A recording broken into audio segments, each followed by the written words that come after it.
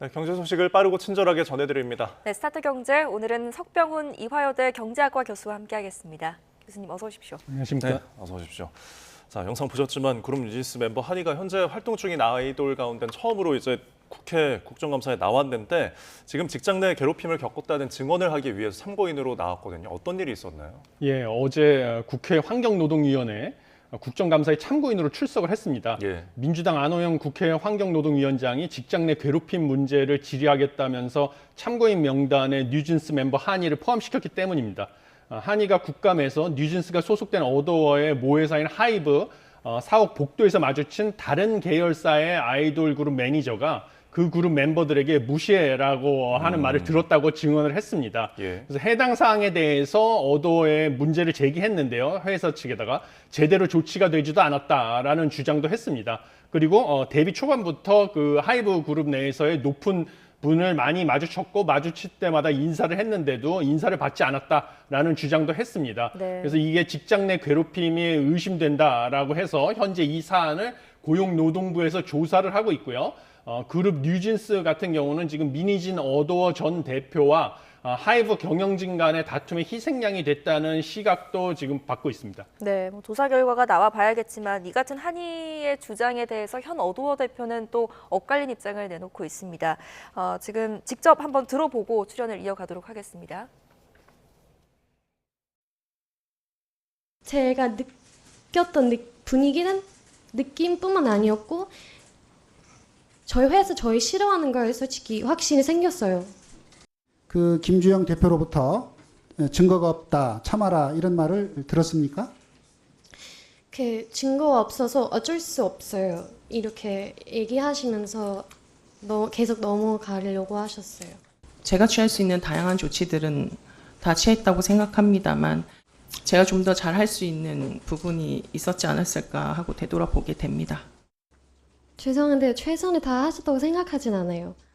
근데 사회 의지도 없으시고 어떤 액션을 조치하실 의지도 없으시는데 최선을 다 하셨다고 할 수는 없으실 것 같아요. 네, 보고 오신 것처럼 일단 양측의 주장이 엇갈리고 있는 상황입니다. 근데 근본적인 의문은 이렇게 한이 같은 연예인에게도 직장 내 괴롭힘의 어떤 기준이 적용될 수 있을까요?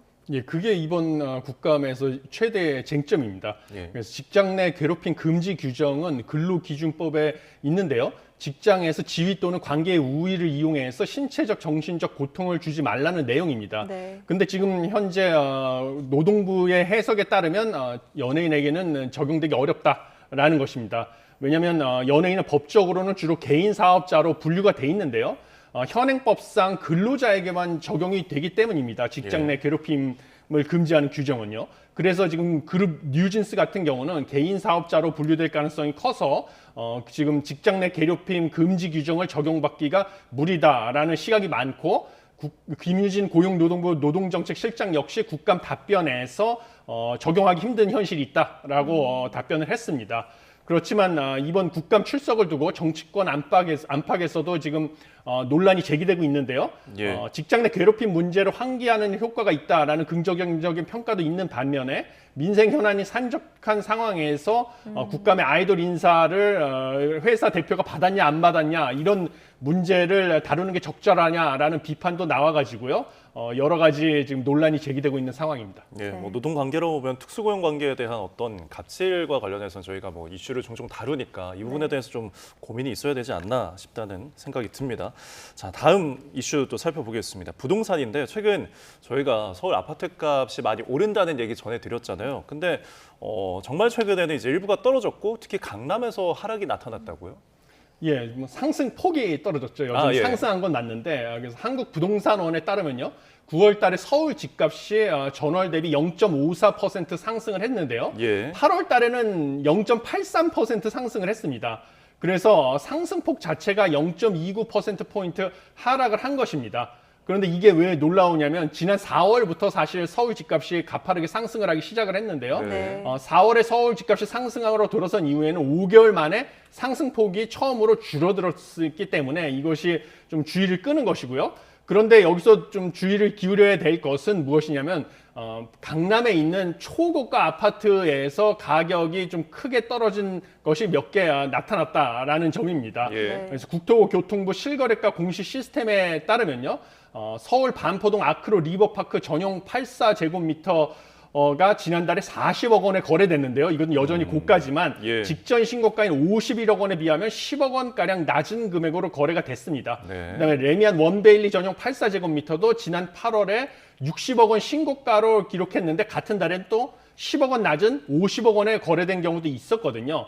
그런데 이게 무엇인가 했더니 이제 집값이 비쌀수록 대출 규제의 영향을 좀 많이 받은 것이 아니냐 하는 주장도 제기되고 있습니다. 왜냐하면 스트레스 DSR 2단계 규제가 시행이 돼가지고 이 DSR 규제라는 것은 연간 모든 대출의 원금과 이자 상환액이 연간 소득의 일정 비율을 넘어갈 수 없게 하는 규제거든요. 거기다가 이제 변동금리 대출의 경우에는 스트레스 금리라고 해서 가상금리를 더해서 이 대출 상한을 설정하기 때문에 초고가 아파트 같은 경우는 아무리 맞벌이 고소득자라 할지라도 대출 상한이 낮으면 대출을 통해서 집을 구매하는 자금을 마련하는데 한계가 있습니다. 네. 그래서 이 초고가 아파트 같은 경우는 좀 큰 폭의 하락을 겪은 것이 아니냐 하는 해석이 제기되고 있습니다. 네, 그렇다면 이제 중요한 게 앞으로의 집값 흐름일 텐데 이런 추세가 좀 꺾였다고 봐야 될까요? 아니면 또 당분간은 좀 관망세가 유지된다고 봐야 될까요? 어떻게 전망하세요? 저는 서울 집값이 지금 잡힌 걸로 보이는 것은 착시 현상이다라고 보고 있습니다. 예. 왜냐하면 올해 4월부터 서울 집값이 상승을 한 가장 큰 이유는 첫 번째는 제가 계산을 해봤는데 지난해 서울의 주택 건설 인허가 실적이 2013년부터 2022년까지 10년간 평균치의 절반인 53%에 불과했습니다. 예. 근데 주택 건설 인허가와 준공 간에는 3년에서 4년의 시차가 존재하거든요. 예. 그래서 이것은 결국은 앞으로 3, 4년 뒤에 서울의 신축 주택 입주 물량이 급감할 것을 시사합니다. 그래서 3, 4년 뒤에 전세 가격과 매매 가격이 급등할 것이 예상이 되기 때문에 예. 4월 달부터 실수요자들이 다급한 마음에 이제 영끌이라고 하죠. 예. 대출을 동원해서 주택을 사기 시작한 거였거든요. 그래서 이런 앞으로 서울의 향후 신축 주택이 급감할 것이라는 사실은 여전히 변화하지가 않았고요. 예. 그럼 주택 시장에 대한 전망은 어떠하냐라고 살펴보면 한국은행에서 매달 발표하는 주택 가격 전망 CSI 소비자 동향 지수라는 것이 있습니다. 예. 이게 100보다 크게 되면 1년 뒤에 지금보다 주택 가격이 상승할 것이라고 답한 가구 수가 반대로 응답한 가구 수보다 많다는 것인데요. 이게 지난 4월에 100을 넘어섰습니다. 그다음에 6월 달부터 4개월 연속 상승해가지고 9월 달에는 119가 됐습니다. 그러니까 여전히 주택 가격이 지금보다 올라갈 것이다 1년 뒤에라는 기대가 지금 만연한 상황인데요.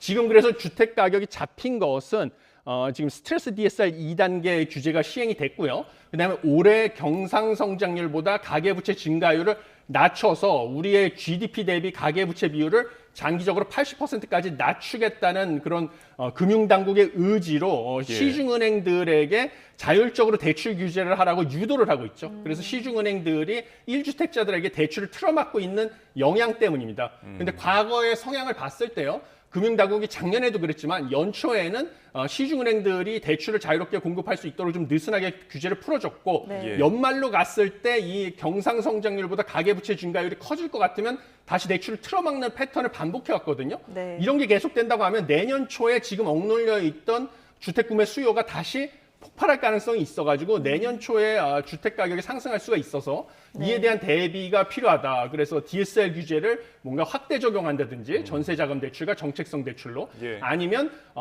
내년에 가계부채 증가율이 경상성장률보다 낮아질 수 있게 시중은행들의 대출 공급량을 월별로 고르게 분산시키는 대책이 필요하다. 이렇게 보고 있습니다. 예, 그렇습니다. 자, 그리고 저희가 이제 또 오늘 뉴욕 증시도 짚어보도록 하겠는데 사상 최고치를 어제 경신을 했습니다. 그런데 오늘 간밤에 보니까 좀 일제 하락세로 반전을 했더라고요. 좀 실적이 안 좋게 나왔나 봐요. 예, 그렇습니다. 다우존스 지수는 전거래일 대비 0.75% 내렸고요. 그다음에 스탠다드 앤 푸어스 500 지수도 0.76%, 나스닥 지수도 1.01% 하락을 했는데요. 가장 큰 이유는 네덜란드 기업 ASML이 16% 이상 급락한 것이 큰 이유입니다. 예. ASML은 반도체 노광 장비 제조 기업인데요. 이게 실적 발표 예정일보다 하루 빠른 현지 시간에 자체 웹사이트에 일시적으로 실적이 노출이 됐는데 이 전망이 실망스러운 게 가장 큰 이유였습니다. 예. 이게 확인되면서 반도체 종목들이 급락을 해서 전체 증시에 영향을 준 것 때문으로 보입니다. 네, 예. 알겠습니다. 집값 흐름 그리고 뉴욕 증시까지 살펴봤습니다. 지금까지 석병훈 이화여대 경제학과 교수와 함께했습니다. 잘 들었습니다. 고맙습니다. 감사합니다.